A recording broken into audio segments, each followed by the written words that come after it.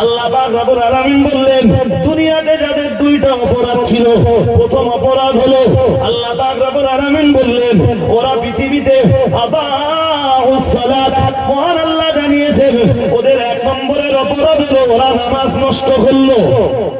বলুন নাউজুবিল্লাহ, আরো আওয়াজ দিয়ে বলেন।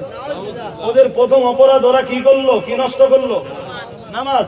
দুই নম্বরে মহান আল্লাহ আবার বললেন ওয়াত্তাবাউস শাহাওয়াত, আল্লাহ পাক রব্বুল আলামিন বললেন ওরা কামনা বাসনার অনুসরণ করলো, মন যেটা চাইলো পৃথিবীতে ওটাই করে বেড়ালো, কোরআনের পরোয়া করলো না, হাদিসেরও পরোয়া। জোর করে বলেন।